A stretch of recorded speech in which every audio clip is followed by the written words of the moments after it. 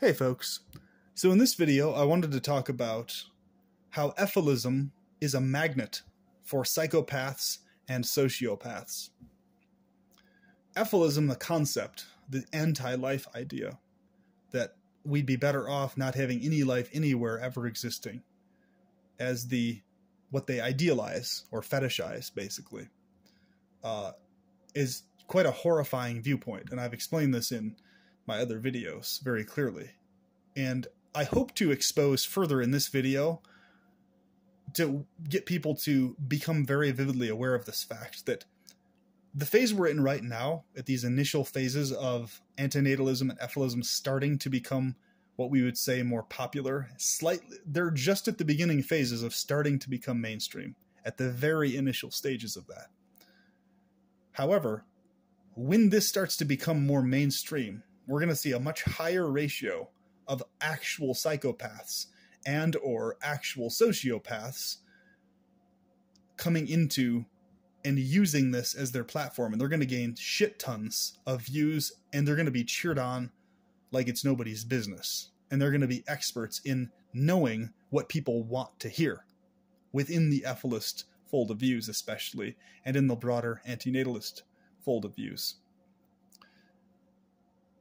The difference between a psychopath and a sociopath, so that we don't use them interchangeably to distinguish between the two, they're very similar in behavior, but a psychopath is born, it's in their brain chemistry at birth. A sociopath becomes that way from life experiences and trauma and things like that, and a combination of various other factors. So a psychopath is born, a sociopath is made.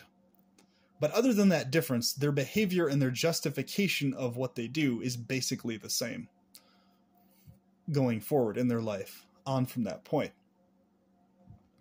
So in either of these cases, the reason that Efilism is especially horrifying is because it's an ideology that is wide open arms to psychopaths and sociopaths.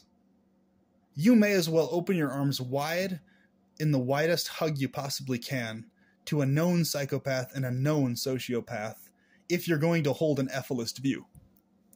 And the reason I say that is because it is a view that they can use so fucking easily for very nefarious purposes, and nobody would stop them and everyone would cheer them on if they hold to an Efilist viewpoint, and they would go undetected the entire fucking time. Especially if they're a psychopath.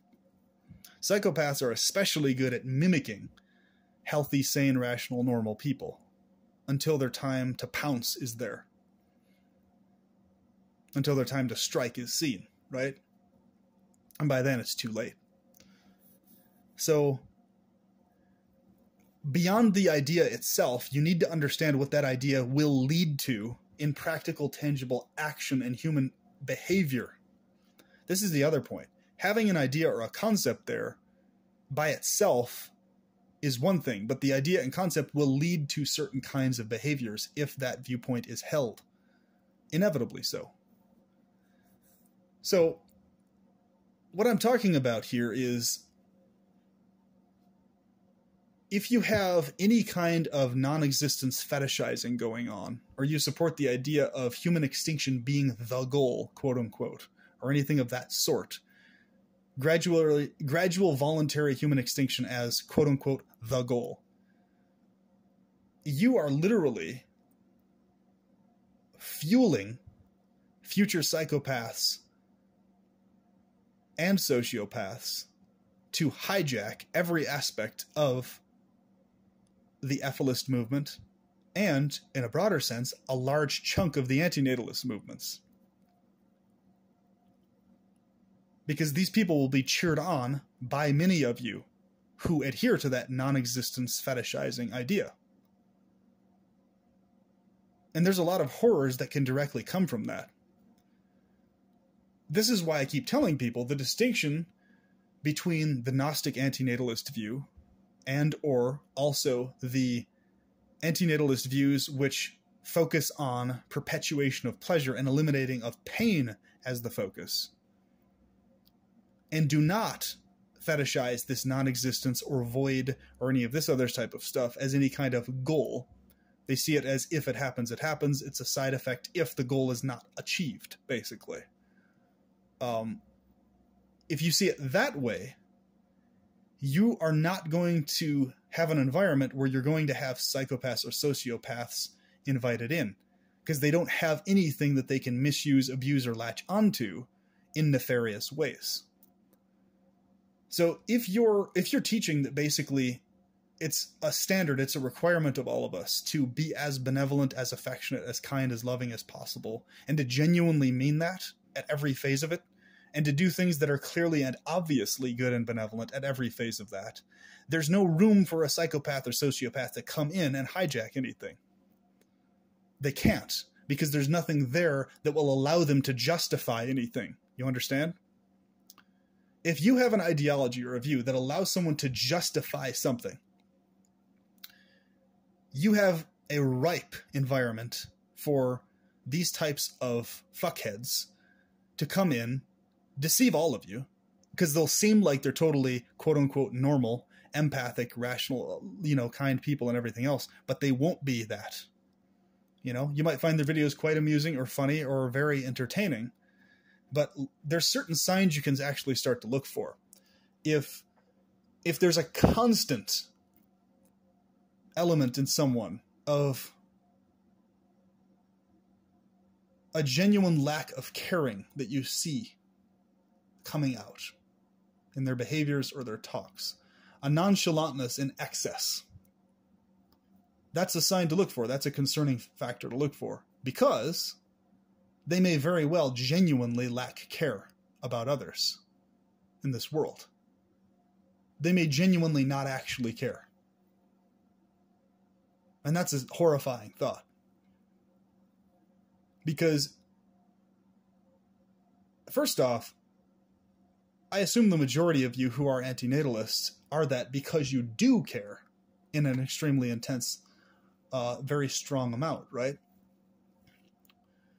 But be very wary of that. If you see this kind of dynamic forming in the way a person goes about talking about specific topics over time, and when they talk about things like not caring, they really actually mean they don't care, and they actually genuinely exude a vibe of lacking care in a real sense, that's an extremely big red flag. So please, I implore you, and I don't think most people will actually listen to me on this, but I'm putting it out there so I can say, hey, I mentioned something about it way back in the day, right? So by the time all of you who have fallen into this Efilist idea trap, by the time you're faced with having to answer for the psychopaths amongst you that have popped up and arisen, remember this video. Remember what I said in here. And remember that you egging somebody on and cheering their promotion of this voidistic, nihilistic, ending of all life fetishizing or non-existence fetishizing was a contributor to their fuel of remaining psychopathic and or sociopathic. Remember that. And please think twice about agreeing with that idea or believing in it or fetishizing it for this exact reason, if for no other reason at all.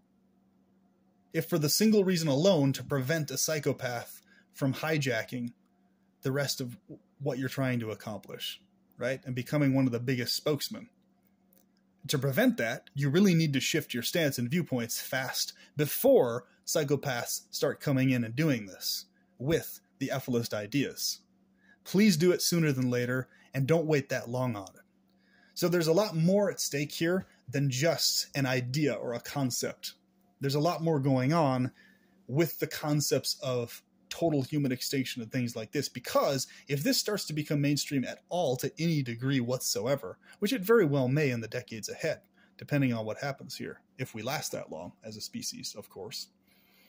So that being the case, you really need to quick and fast understand the flaw, the fatal flaw in the Efilist idea, and understanding the clear distinction between Gnostic antinatalist views and or antinatalist views that are promoting and for the perpetuation of maximal pleasure and genuine active minimization of pain, that reject extinction fantasies and reject non-existence fetishizing. If for no other reason at all than to prevent psychopaths or sociopaths from hijacking what you're trying to promote on a large scale. And honestly, I feel like I'm talking into the ether regarding most people who are going to hear this video who hold Efilist views. I implore you, please think deeper and feel deeper, and please reconsider that stance and that viewpoint. Because we're eventually going to enter into territory where it's not only going to be just a viewpoint anymore, it's going to be something various psychopaths start to put into action. And make no mistake, they will put it into action. Empathic people will just say it and talk about it, but they won't put it into action. That's the difference. When you have someone who's a psychopath, they will eventually start putting Efilist ideas into active action. And if you're supporting of that, that says something horrifying about your own psychology. On many fucking levels. On many dark fucking levels, in fact. So, if you're going to choose to be that kind of villain, if you're going to choose to be that kind of horror to the world, well, you're going to have opposition from me down the road. I guarantee you that. You're going to have strong vocal opposition from me down the road if you keep on that trajectory of being gung-ho and cheering on these Efilists who put Efilism into action.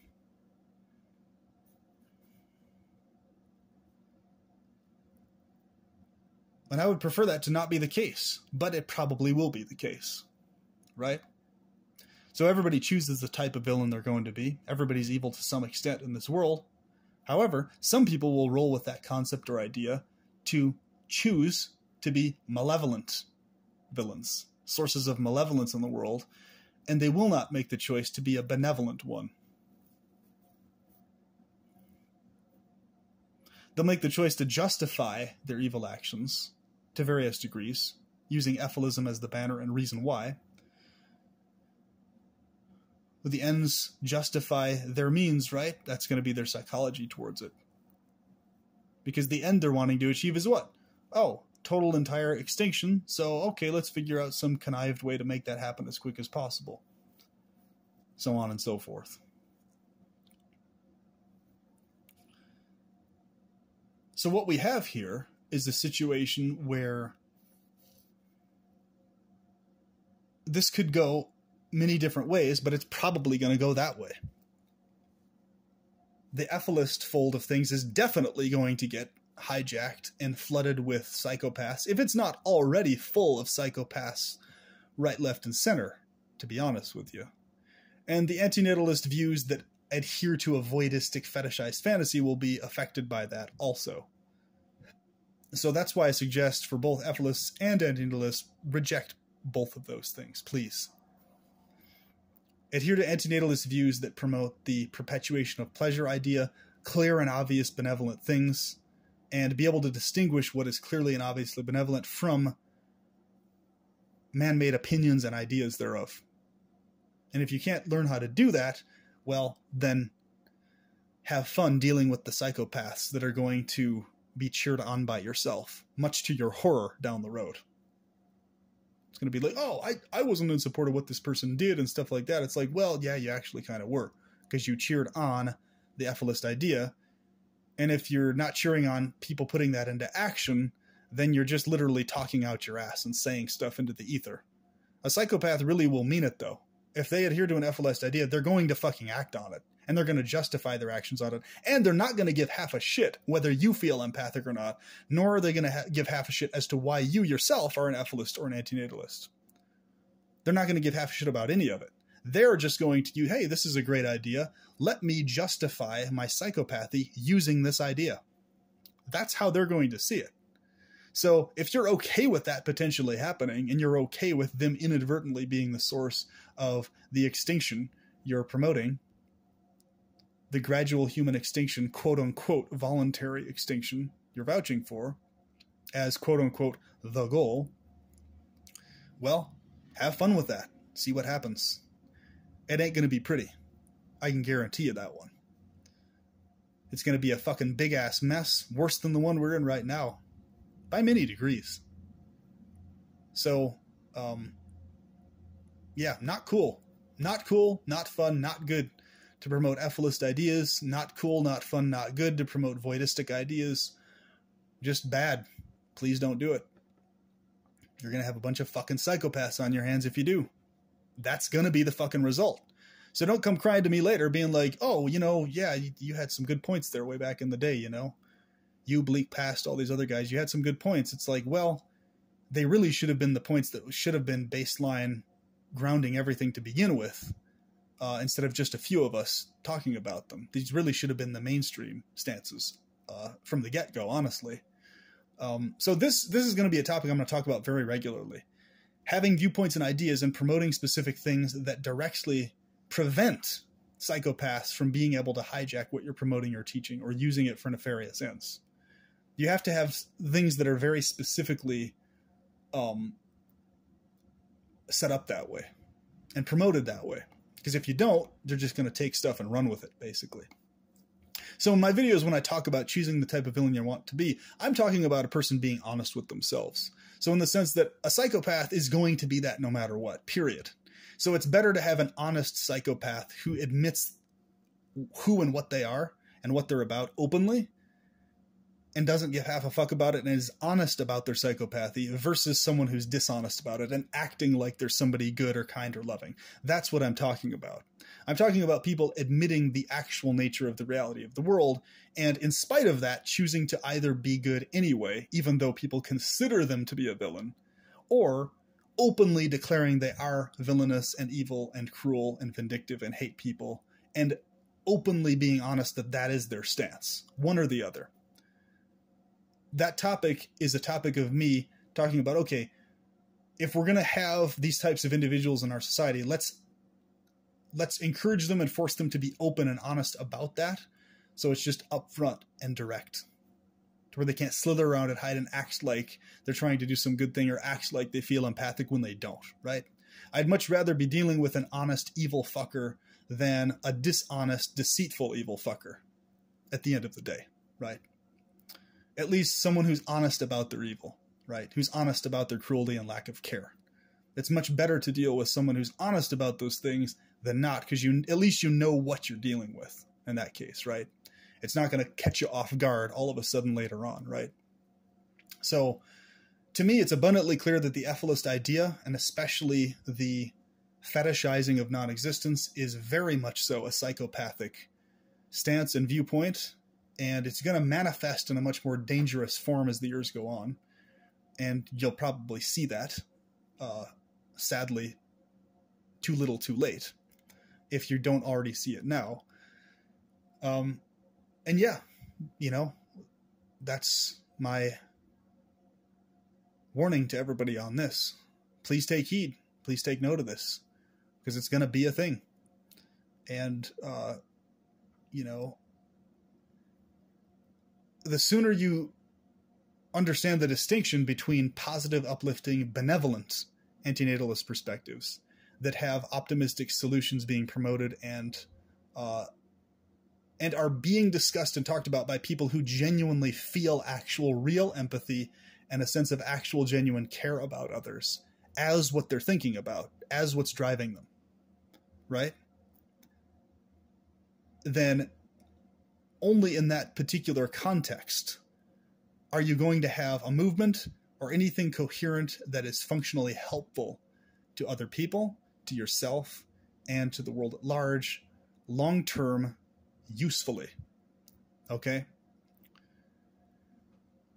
Things are not going to go well if the Efilist, voidistic, non-existent fairy tale remains the major focus and the major theme of the larger antinatalist and Efilist world as a whole. it's going to be bad. It's going to end badly. Things are going to go well if that idea is openly rejected and resisted, while antinatalism is maintained via maintenance of pleasure specificity distinguished from pain. Recognizing that pain itself is the issue, life is not the issue, pain specifically is. And if that's not distinguished out, you're going to run into big problems later. So all this cheering on of people, those are the things currently that are getting the largest amount of views right now. That's what's concerning me. The things that are getting the largest amount of views right now are when people say life is meaningless. That gets massive amounts of views. Number two, when people promote the non-existence is better than existence stuff, tons of views on that. When people promote all life is suffering, therefore equals non-existence is better, that's getting crap tons of views. Those themes and those tropes are getting more views than any other elements being discussed within this. And that's concerning, because there's things that are far more beneficial that should be getting the major focus over and above those things. Those things should not be what's getting the largest amount of attention right now. That's very fucking concerning. So I notice patterns very well. I look at patterns down the road and I see what patterns will lead to. So current events, current patterns form future trends. So if that trend continues, and there's not a bunch of other antinatalist channels talking about exactly what I'm talking about right now in their own unique ways, or at least the overall premise I'm getting at right now with this, that's just going to keep going like a train off the rails. And before you know it, we're going to have an entire flooded community of people with this Efilist, non-existence fairy tale madness being what's drowning out everything else. And that's not going to be fucking good. So right now it's kind of like, here's how I describe it. Right now it's basically like a bunch of chuckling, laughing teenagers in a room just talking about ideas and concepts. Oh yeah, life sucks, this and that. Yeah, it does, man. You're right. You know, dinging their glasses together, talking about. But when it comes to somebody being jumping up out of their seat and be like, you know what, I'm going to actually act on this now. That's the part that hasn't really happened yet. Somebody getting up and acting on that stuff hasn't really taken place yet. People just talk about Efilism. They just talk about these concepts. They aren't really acting on them yet. Abstaining from bringing a kid into this world is just an extremely fucking baseline thing. When I'm talking about acting it, I'm talking about the stuff that follows after that. I'm not talking about just that by itself. There's a lot more fucking to this than just that. So, yeah. Keep this in mind. Once next phase hits, once second phase antinatalism hits, second phase Efilism, whatever you want to call it, comes in, boy, you're going to be in for a psychopathic treat of horrific proportions if more channels don't speak out and warn people about this ahead of time, regularly and consistently. So all I can say is watch what happens, right?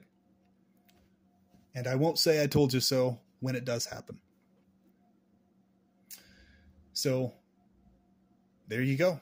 I hope this has been insightful and a healthy, cautious warning about what we may face going down the road, and hopefully an inspiration for you to actually genuinely care about how things actually play out.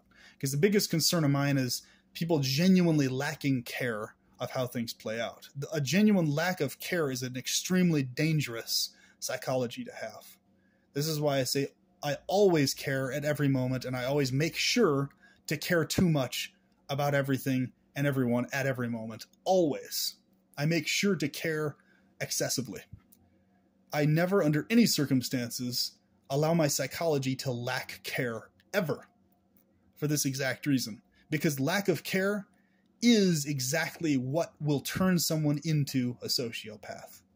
It starts with lack of care and goes from there into the deepest depths of depravity you can imagine. It starts with lacking care. In the Bohemian Grove, they say, begone dull care, right? Begone care that prevents us and causes us to control ourselves in what we do, what we think, what we feel, and how we engage with others. That's what they mean when they say that. That's the encoding, right? And no, I'm not talking about any Alex Jones conspiracy or anything like that. I'm talking about the encoding of that statement. So no, I'm not saying support Alex Jones or any of that crap. Nothing like that. I'm just saying that there's a symbolism in people doing that. So obviously that group of individuals are promoting that idea of lacking care. And the same fucking thing's happening in the Efilist and Antinatalist community. They're promoting this lack of care idea. Not really giving a fuck, right? So there's a difference between not giving a fuck what other people think about you in terms of your good ideas and what you know is good and helpful for the world. There's a difference between that, which is good and dandy, and genuinely not actually caring about others. And extending that to genuinely not giving a shit about really anything, right? Others or their benefit or anything of that sort. Major difference between the two. So, anyway, have a good night, and please give these topics a long, deep thought and put a lot of feeling into them. And then please let me know what you think in the comment section below. I'll talk to you later. Have a good one.